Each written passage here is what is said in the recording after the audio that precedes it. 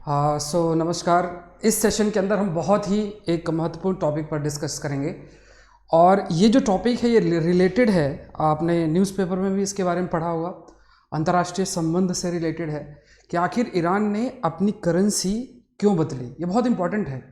कोई भी देश, जैसे अगर हमारे देश में जो करेंसी है वो रुपीज़ इस्तेमाल होती है, तो हमने अगर अपनी करेंसी को बदल दिया या इसका आप कह सकते हो कि इसका जो वैल्यू है उस पर बदलाव किया, तो वो एक बहुत बड़ा कदम हो जाता है। क्योंकि पहले जो आपके देश के अंदर का सिस्टम होता है वो पुरानी करेंसी पर बेस्ड होता है। सडनली आपने अगर करेंसी पे बदलाव किया तो बहुत सारे बदलाव भी करने पड़ते। तो आखिर क्या कारण है, क्या रीजंस रिस्पॉन्सिबल है इसके लिए, जिस वजह से ईरान ने ये बड़ा कदम उठाया, ये हम लोग जानने का कोशिश करेंगे। क्या क्या फैक्टर्स रिस्पॉन्सिबल हैं, इसका प्रभाव क्या पड़ेगा, अगर प्रभाव की बात करें तो ईरान पे क्या इसका प्रभाव पड़ेगा, ये भी हम जानने का कोशिश करेंगे। और क्या इस कदम से एक्सपेक्टेड है और क्या क्रिटिसिज्म है, इन सारे एस्पेक्ट पर हम लोग चर्चा करेंगे।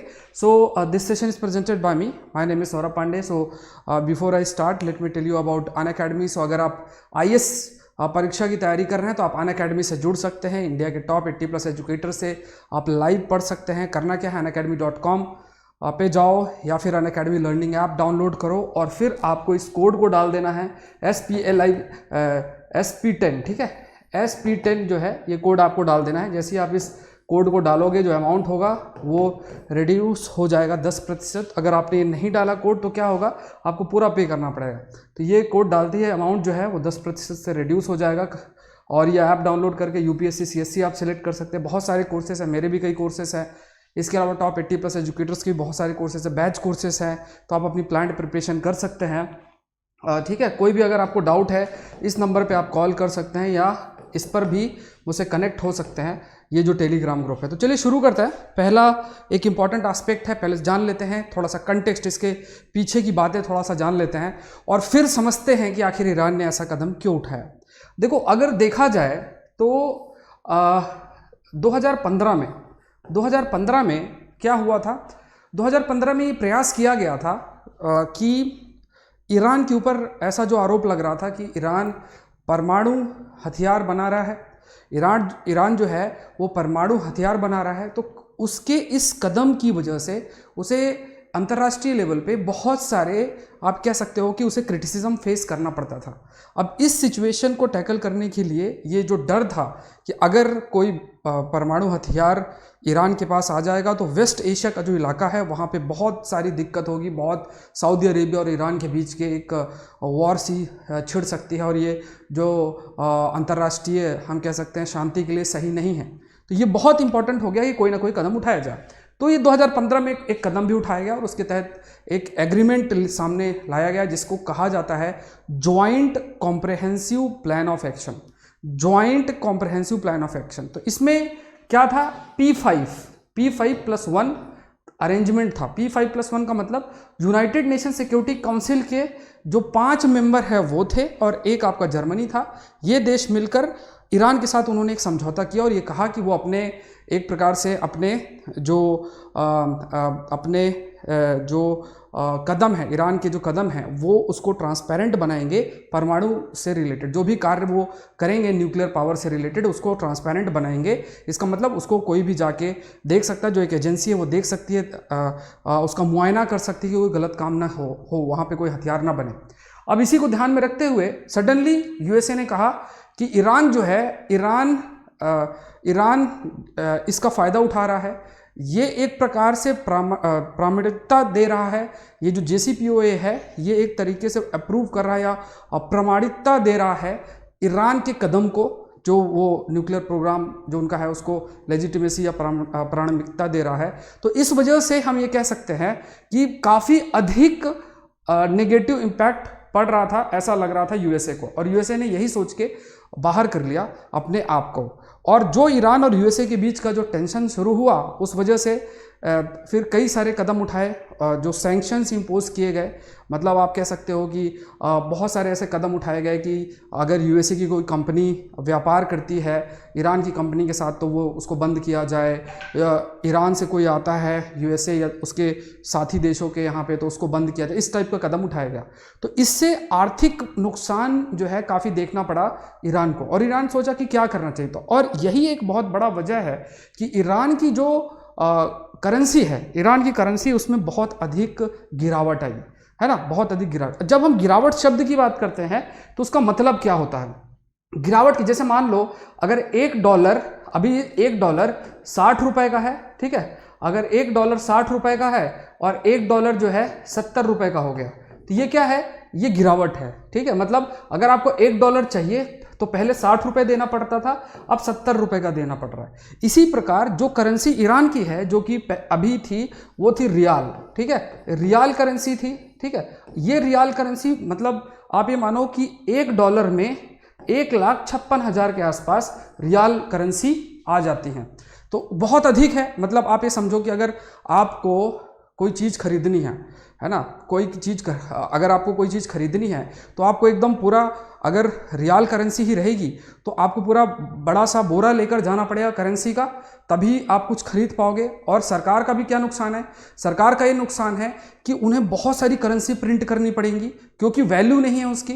तो यहाँ पे क्योंकि जो व्यापार है ईरान के साथ रिड्यूस हुआ, जो एक डिमांड थी ईरान की करेंसी जो रियाल है उसका कीमत काफ़ी गिरी, और इस वजह से जो वैल्यू है वो भी उसकी गिरी।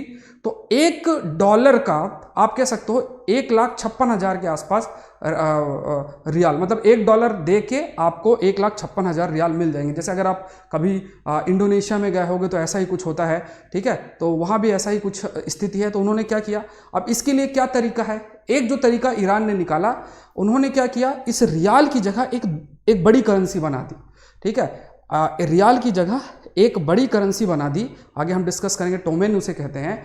और उस करेंसी को क्या किया, जैसे इस रियाल की जगह एक नई करेंसी बना दी जिसे क्या कहते हैं, टोमेन हम कहते हैं। टोमेन नाम से ये करेंसी है। तो ये करेंसी जिसे हम टोमेन कह रहे हैं, ये करेंसी बेसिकली क्या है, ये लगभग एक टोमेन 10,000 रियाल के बराबर है। तो आप समझो कि अगर आप सपोज आप ईरान में रहते हो, आपको कोई सामान लेना है और उस सामान की कीमत $60 है, तो अगर $60 है तो आपको लगभग 60 इंटू 1,56,000 इतना करेंसी लेके जाना पड़ेगा। और दूसरा क्या है कि इसको अगर आप 10 से डिवाइड कर दोगे, मतलब अगर आपने एक नई करेंसी बना दी तो उस नई करेंसी में क्या है, एक टोमेन 10,000 रियाल के बराबर है। तो अगर 10,000 रियाल के बराबर एक करेंसी वो होगा तो आपको कम लेकर जाना पड़े। तो इससे क्या है कि एक व्यापार में काफ़ी हम ये कह सकते हैं व्यापार में थोड़ा आसानी रहेगी। इस उद्देश्य से ईरान ने अपने करेंसी को, रियाल तो है ही, उसको टोमेन एक मेन करेंसी बना दी, और आप कह सकते हो कि टोमेन का वो इस्तेमाल कर रही है। ये आपको ध्यान में रखना है। तो ये पूरा चीज़ क्या होगा, अब इसको, ये प्लान आया है, अब इसको अप्रूव किया जाएगा। जो अलग अलग जो उनके सेंट्रल बैंक है, ठीक है, जो सेंट्रल बैंक है जैसे हमारा केंद्रीय बैंक है, अब उसके पास 2 साल का समय है, उसमें वो उसको अप्रूव करेंगे सेंट्रल बैंक के द्वारा, ठीक है। वो जो अप्रूव होगा एकदम फाइनल, उनका भी जो पार्लियामेंट है उसके द्वारा वो अप्रूव होगा, फिर सेंट्रल बैंक इसको जो है उसको इम्प्लीमेंट करेगा। ये सब देखने को मिलेगा, ठीक है। तो आप ये कह सकते हो इस समय 4 शून्य से घटा दी गई है, तो इसे इस तरीके से भी जाना जाता है, 4 शून्य से घटा दी। इसका मतलब कि जो उसकी वैल्यू है उसको रिड्यूस कर दिया गया है, है ना, उस वैल्यू को हमने एक प्रकार से आप ये कह सकते हो कि एक नई करेंसी बना के और एक टोमेन को 10,000 रियाल के बराबर हमने बना दिया, ठीक है। तो ये आपको ध्यान रखो, प्रत्येक टोमेन जो है, जो प्रत्येक टोमेन है वो प्रत्येक टोमेन आपका 10,000 रियाल के बराबर आपका होगा। इस बात को ध्यान में रखना है। तो यहाँ पे ये क्या कहा जा रहा है कि अगर महंगाई होगी, अगर जो आपका मुद्रास्फीति की देखो या महंगाई की बात करो, इन्फ्लेशन की बात करो, तो क्या उस पर प्रभाव पड़ेगा कि नहीं पड़ेगा। तो कई कहते हैं पड़ेगा, कई कहते हैं कि नहीं पड़ेगा, क्योंकि जो कहते हैं नहीं पड़ेगा उनका ही कहना है कि आर्थिक जो उनका ढांचा है उसको बदलाव लाने की जरूरत है। जब तक उसमें कोई बदलाव लेकर वो नहीं आएंगे, आर्थिक ढांचा में बदलाव लेकर नहीं आएंगे, तब तक कोई भी जो रिजल्ट हम सोच रहे हैं वो रिजल्ट आपको नहीं मिल पाएगा। इस बात को कहा गया। एक टर्म होता है जिसे हम डिनोमिनेशन शब्द इस्तेमाल करते हैं, ठीक है, एक टर्म होता है, इसको हम डिनोमिनेशन शब्द इस्तेमाल करते हैं। इसको ध्यान से समझना क्योंकि एक नया कंसेप्ट है। देखो क्या होता है डिनोमिनेशन के तहत कि जब भी कोई देश अपनी करेंसी में बदलाव करे या कोई देश नई करेंसी लेकर आए तो उसकी जो पुरानी करेंसी है उस पुरानी करेंसी को वैल्यू करना, ठीक है, वैल्यू करना नई करेंसी से, तो इसको डिनोमिनेशन कहेंगे। जैसे अगर अभी ये टोमेन नई करेंसी लेकर अगर आया जा रहा है तो ये जो टोमेन है ये बोला गया कि ये 10,000 रियाल के बराबर है, ठीक है, 10,000 रियाल के बराबर है ये कहा जा रहा है। तो ये क्या है, आप इसका वैल्यूएशन कर रहे हो कि ये टोमेन है और ये 10,000 रियाल के बराबर है, तो ये वैल्यू है। तो इसको टेक्निकली मतलब इकोनॉमी में हम बोलते हैं डिनोमिनेशन, ठीक है, वी कॉल इट एज, हम इसको कहते हैं डिनोमिनेशन। ये पॉइंट भी आपको ध्यान में जो है वो रखना है। अब ये कहा जा रहा है कि जो स्थिति ईरान की हुई है, एक तो यूएसए की वजह से उसने जो इतनी आप कह सकते हैं इतना रिस्ट्रिक्शन लगाया, सैंक्शन लगाया, एक तो वो कारण है। दूसरा ये जो कोरोना वायरस का महामारी है ये भी बहुत, अब क्या है इस महामारी की वजह से ना ही ईरान अपने तेल को बेच पा रहा है ना, ज़रूरतें उसकी वहाँ पे जो लोगों की ज़रूरतें हैं वो भी बढ़ती जा रही हैं, है ना। तो यहाँ पे जो एक प्रकार से जो फिस्कल डेफिसिट है या आप कह सकते हो कि जो उसकी आय है और जो खर्चा है उसमें बहुत गैप आ रहा है, तो वो ज़रूरतें पूरी नहीं है। तो ये जो करेंसी का गिरावट है उसके पीछे ये कोरोना वायरस का महामारी भी एक बहुत बड़ा कारण है, जिसकी वजह से उसका जो व्यापार है वो भी काफ़ी अफेक्ट हुआ है। तेल के लिए कोई डिमांड नहीं कर रहा है, तेल की क्योंकि बहुत से जो देश हैं उनका इंडस्ट्री नहीं रन हो रही है, गाड़ियाँ नहीं चल रही, तेल का डिमांड है नहीं, लोग जो है रिन्यूएबल सोर्सेज की तरफ जा रहे हैं, मतलब सौर ऊर्जा या जो आपकी विंड एनर्जी है, वायु एनर्जी है, इस पर जो है वो लोग जा रहे हैं। तो ये एक बहुत बड़ा इंपॉर्टेंट हो जाता है। तो ये हम ये कह सकते हैं कि इस वजह से ऐसा कदम उठाया गया। अब ये जो कई इसको क्रिटिसाइज करते हुए कहते हैं कि जरूरी ये है कि बड़े आर्थिक और बुनियादी बदलाव करने की ज़रूरत है। तो ये कहा जा रहा है कि जो बुनियादी बदलाव है वो बुनियादी बदलाव करना बहुत अधिक ज़रूरी है, ठीक है, बुनियादी बदलाव करना बहुत अधिक ज़रूरी है। और जब तक हम ये बुनियादी बदलाव नहीं करेंगे ईरान के लिए, तब तक जो भी हम ये कर रहे हैं इसका हमें कोई बेनिफिट नहीं मिलेगा, इसका जो हम चाह रहे हैं वो हमारा नहीं हो पाएगा, ये कहा गया है। तो अब ये प्रपोज भी किया गया था। ईरान का जो केंद्रीय बैंक है, ईरान का जो केंद्रीय बैंक है, ठीक है, जो केंद्रीय बैंक है उस केंद्रीय बैंक ने भी इसको प्रपोज किया। 2019 में भी एक मसौदा लेकर आया वो, ठीक है, ये इसका मसौदा लेकर आया गया ईरान के द्वारा भी, ठीक है। और ये कहा गया कि 1971 से 3,500 बार जो आप कह सकते हो कि जो करेंसी है उसमें बदलाव किया गया है, इतना लेवल तक करेंसी में रिडक्शन, उसकी जो वैल्यू है उसके रिडक्शन हुआ है, जो अवमूल्यन किया गया है, ठीक है, जो आपका अवमूल्यन अगर आप देखोगे तो ये लगभग 1971 से लेके अब तक इतने लेवल तक का आपका हो चुका है। और जैसे मैंने आपको बताया कि ये जो कदम उठाया गया इसका बेनिफिट क्या है, इसका फ़ायदा क्या है कि जो दुकानदार है, जो व्यापार करते हैं, तो अब उन्हें ऐसा नहीं है कि इतना ज़्यादा अमाउंट लेकर जाना, अब उनके पास ये है कि एक बड़ी करेंसी है। तो जैसे अगर आप इंडोनेशिया में जाओगे तो आपको 1 लाख 1.5 लाख ऐसे बड़ी बड़ी करेंसी मिलती हैं, ठीक है। तो वहाँ सिम भी लेने जाओगे तो 1.5 लाख का सिम मिलती है, मतलब इन द सेंस वैसे अगर आप देखोगे तो ये 1.5 लाख वो वैल्यू, तो उन्होंने 1.5 लाख का 1 लाख का ऐसा बड़ा बड़ा नोट बना रखा है, ठीक है, इस टाइप से उन्होंने किया। तो अब एक तो ये है कि एक रुपया का नोट बनाओ या 1.5 लाख का एक नोट बना दे तो एक नोट लेकर जाना पड़ेगा। तो ये एक तरीके का है। तो ये एक कदम उठाया गया है ईरान के द्वारा, जिससे कि थोड़ा सा जो दुकानदार हैं या फिर जो व्यापार कर रहे हैं उनके लिए एक आसानी रहे और व्यापार उनका चलता रहे।